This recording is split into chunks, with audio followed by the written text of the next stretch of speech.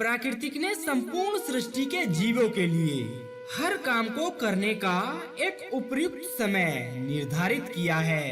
प्राकृतिक के अनुसार पशु, पक्षी व जानवर तो एक निर्धारित समय के बाद ही संभोग या सहवास करते हैं, लेकिन आज मनुष्य संभोग को लेकर लापरवाह है और जिस कारण उसे कई प्रकार की कठिनाइयों का सामना करना पड़ता है। इसमें कोई संदेह नहीं है कि भारत में जो कामसूत्र को लेकर रचनाएं की गई हैं और कामसूत्र को लेकर जिन नियमों की चर्चा की गई, उन नियमों को कई लोगों ने अपने वैवाहिक जीवन में अपनाया है। केवल इतना ही नहीं, इसके अलावा इन नियमों का पालन करके बहुत से लोग आज भी सुखी वैवाहिक जीवन जी रहे हैं। ऐसा माना जाता है कि प्राचीन काल में महिलाओं को कामसूत्र का ज्ञान दिया जाता था ताकि वो पुरुषों को रिझा सके, यानी अपनी ओर आकर्षित कर सके। वहीं कामसूत्र के अनुसार ऐसा भी माना जाता है कि महिलाओं के अलावा पुरुषों में भी ऐसे गुण होने चाहिए जिसके चलते महिलाएं उनकी तरफ आकर्षित हो सके।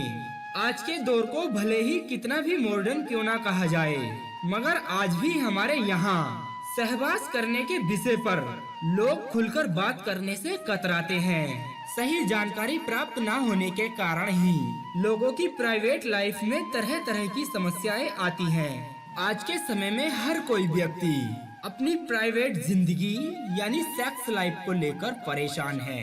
वहीं देखा जाए तो प्राचीन समय में शारीरिक संबंध बनाने की प्रक्रिया को काफी पवित्र माना जाता था। उस समय के लोग काफी खुले विचारों के थे और सहवास से जुड़ी हर समस्या पर बेझिझक एक दूसरे से बात करते थे। माना जाता है कि संभोग जैसे विषय पर पहला ग्रंथ कामसूत्र भारत की ही देन है, जिसे दूसरी शताब्दी में आचार्य वात्स्यायन ने लिखा था। प्राचीन समय में संभोग केवल काम वासना की संतुष्टि के लिए ही नहीं किया जाता था, पर इसके साथ जुड़े अनुशासन का पालन भी लोगों के द्वारा किया जाता था। जी हाँ दोस्तों, प्राचीन समय में पति पत्नी सहवास करते समय कई नियमों का पालन किया करते थे, जिससे वे किसी भी तरह के रोग और आपदा से बचे रहते थे। प्राचीन काल में अपनी पत्नी या अपने पुरुष के अलावा किसी अन्य पुरुष या स्त्री के साथ संबंध बनाने की मनाही थी। इसे अनैतिक कार्य माना जाता था। इस नियम का उल्लंघन करने वाले व्यक्ति को जिंदगी भर पछताना पड़ता था। प्राचीन काल से ही माना जाता है कि महिला को मासिक धर्म के दौरान शारीरिक संबंध नहीं बनाने चाहिए, अन्यथा पुरुष किसी रोग से परेशान हो सकता है।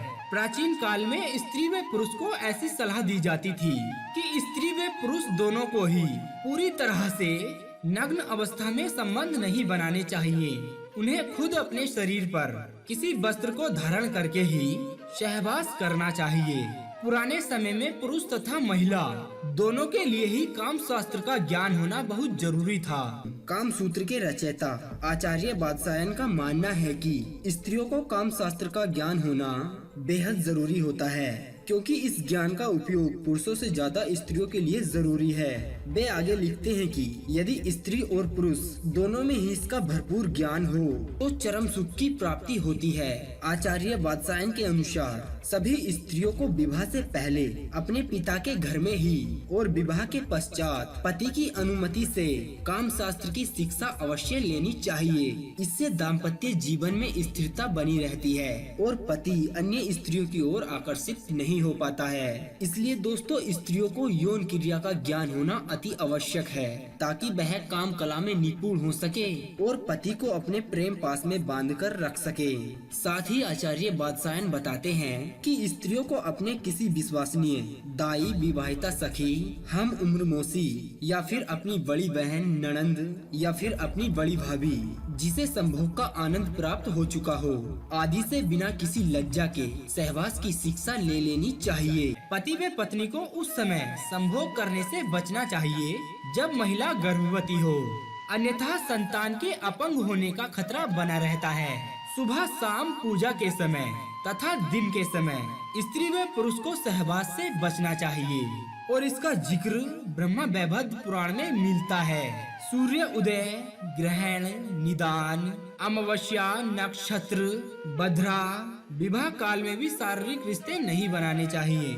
ऐसा करने से व्यक्ति के द्वारा कमाए गए पुण्य नष्ट हो जाते हैं। शारीरिक संबंध बनाने के लिए सबसे उचित समय को लेकर हमेशा ही चर्चा होती रही है। वहीं प्राचीन नियमों के अनुसार रात को खाना खाने के बाद पहले पहर में संभोग करने को बेहतर बताया गया है। ऐसा माना जाता है कि आधी रात में बनाए गए संबंध चंडाल का होता है और इससे पैदा हुई संतान राक्षसी प्रवृत्ति की होती है। तो दोस्तों, ये तो थे हिंदू धर्म के अनुसार सहवास के प्राचीन नियम। चलिए अब जान लेते हैं सहवास के इस विषय पर इस्लाम धर्म क्या कहता है। आजल, हस्त मैथुन या फिर होमोसेक्सुअलिटी अंतिम और परिपूर्ण धर्म होने के नाते इस्लाम मनुष्य के जीवन के हर पहलू का मार्गदर्शन कराता है। साइंस के अनुसार अधिकतर लड़कियां 9 से 16 वर्ष की आयु के बीच अपने शरीर में भारी परिवर्तन पाती हैं। कुछ लड़कियों में परिवर्तन अन्य लड़कियों के मुकाबले जल्दी हो जाते हैं। उनके शरीर में पहले बाहरी विकास होता है, जैसे कि बहुत कम समय में ज्यादा लंबाई बढ़ जाना। किशोर अवस्था के दौरान लड़कियों के स्तन और कूल्हे बढ़ जाते हैं। ये सभी बदलाव स्वाभाविक हैं। ये बदलाव लड़कियों के शरीर में कुछ हार्मोन्स प्रेरित करते हैं। इस उम्र में ही बच्चों का खास ध्यान रखने की जरूरत होती है। इस उम्र में खुलकर हस्त मैथुन और होमोसेक्सुअलिटी के बारे में घर के बड़े सदस्यों को बताना चाहिए, बातें करनी चाहिए, जिससे कि वो बच्चे इस बारे में जान सकें। दूसरी बात है निकाह की। निकाह मेरी सुन्नत है और जिसने मेरी को छोड़ा वो हम में से नहीं, ये कहना है हदीस का। अपनी बीवी की इच्छाओं को पूर्ण करना भी एक तरह से अल्लाह के रास्ते में दान करना है। इस तरह निकाह होने के बाद कई तरह से हराम कामों से इंसान बच जाता है। शादी के बाद जब संतान पैदा होती है तो पति पत्नी के रिश्ते और भी मजबूत हो जाते हैं। बच्चों को पालना, नेक इंसान बनाना बहुत बड़ी इबादत है, जो कि निकाह के बाद ही नसीब होती है। बिना निकाह के एक अच्छे समाज की कल्पना नहीं की जा सकती है। तीसरी बात जो हम आपको बता रहे हैं वो है सहवास करने की पोजीशन के बारे में। सबसे अच्छी जो पोजीशन है जो इस्लाम में बताई गई है, उसमें पत्नी नीचे और पति ऊपर रहे, ऐसा कहा गया है। कुरान के शब्दों में जब वो पत्नी को ढक लेता है तब वह गर्भवती हो जाती है। ये सूरा आराफ का कहना है। इसका अर्थ है कि पति पत्नी के ऊपर रहता है और इस तरह वो उसको ढांप लेता है। ये सबसे आसान और आरामदायक पोजीशन होती है और सबसे ज्यादा गर्भ ठहरने में प्रभावी भी है। कुरान के शब्दों में कहा गया है कि तू मेरी खेती है, जिस तरीके से तुम चाहो खेती कर सकते हो। अर्थात जिस तरह किसान खेत में बीज डालकर पैदावारी करता है, ठीक उसी तरह पत्नी भी एक खेत है। याद रहे, इस्लाम ने गुरुद्वार से किसी भी गैर पुरुष या स्त्री के साथ संभोग करना हराम बताया है और पति पत्नी के बीच होने वाले संवाद को अपने दोस्तों में शेयर ना करें। इसे बेशर्मी और गुनाह का काम बताया गया है। दोस्तों, अंत में हम बात करते हैं हस्त मैथुन की।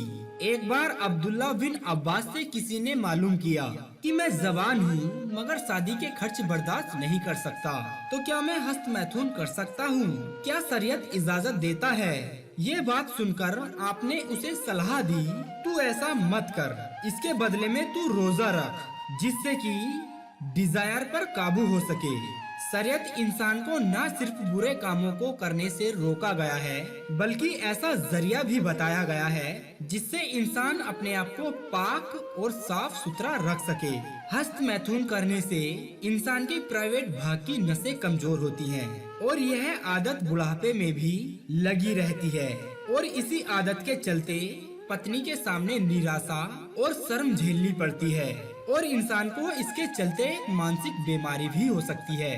तो दोस्तों, हम सबको चाहिए कि हम इससे दूर रहें। जानवर तक भी अपने विपरीत से सहवास करता है, उनको भी इतनी समझ है, मगर हम लोगों में कुछ ऐसे भी हैं जो इंसान होकर हैवान से भी ज्यादा नीचे गिर गए हैं। मर्द मर्द के साथ, औरत औरत के साथ इस तरह के रिलेशनशिप को इस्लाम धर्म में हराम माना गया है। तो दोस्तों ये तो थी जानकारी सहवास के प्राचीन नियमों के बारे में। उम्मीद है आपको यह वीडियो काफी पसंद आया होगा। अगर ऐसा है तो आप इस वीडियो को लाइक कर दें और चैनल को सब्सक्राइब करके अपना प्यार हमें जरूर दें। तो अब दीजिए हमें इजाजत, ताकि हम आप सभी के लिए एक और ऐसे ही अनसुनी व रोचक जानकारी को ढूंढ कर ला सके। तब तक के लिए आप अपना ध्यान रखिए और हमेशा मुस्कुराते रहिए।